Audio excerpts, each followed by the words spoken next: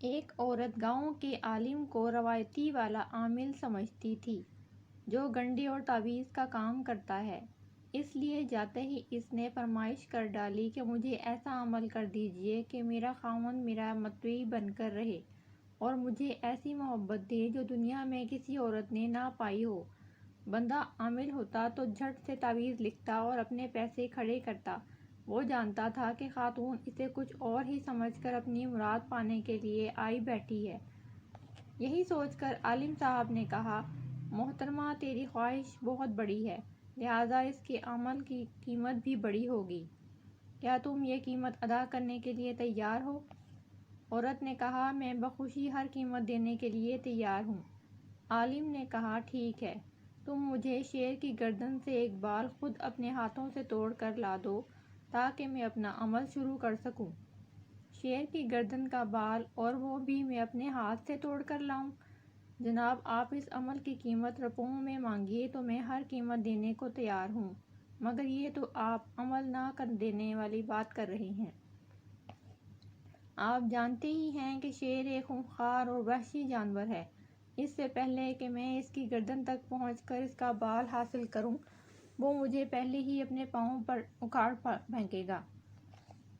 عالم نے کہا، be be میں بالکل ٹھیک کہہ رہا ہوں۔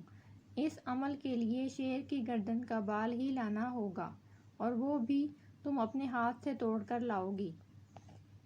اس عمل کو بس اسی طرح ہی کیا جا سکتا ہے۔ عورت ویسے تو مایوس ہو کر ہی وہاں سے چلی گئی، مگر پھر بھی اس نے اپنی چند ایک راز دان سہیلیوں اور مخلص احباب سے مشورہ کیا تو اکثر کی زبان سے یہی سننے کو ملا کہ کام اتنا ممکن تو نہیں ہے، کیونکہ شیر تو بس اسی وقت ہی خونخوار ہوتا ہے جب وہ بھوکا ہو۔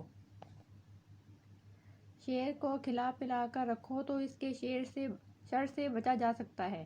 اس عورت نے یہ نصیحتیں اپنے پلے باندھیں اور جنگل میں جا کر آخری حد تک جانے کی ٹھان لی۔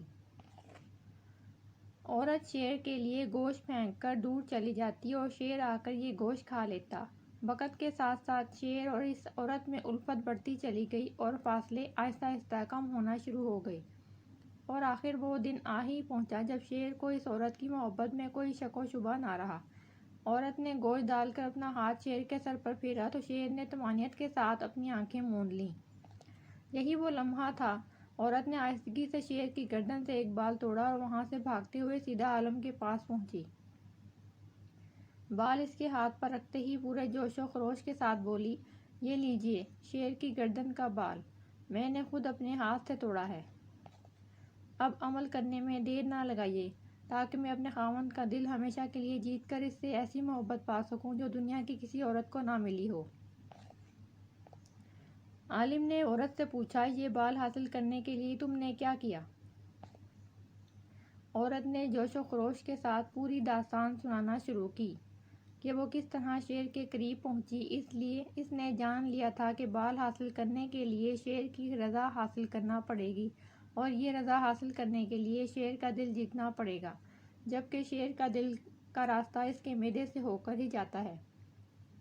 بس شیر کا دل جیتنے کے لیے اس نے شیر کے معدے کو باقاعدگی سے بھرنا شروع کیا۔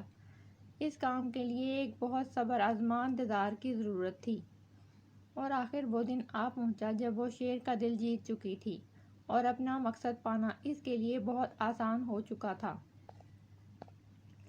عالم نے عورت سے کہا، اے اللہ کی بندی، میں نہیں سمجھتا کہ تیرا خاوند اس شیر سے زیادہ وحشی، اجڑ اور خطرناک ہے۔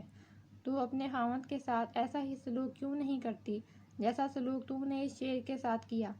جان لے کہ مرد کے دل کا راستہ بھی اس کے معدے سے ہی ہو کر گزرتا ہے۔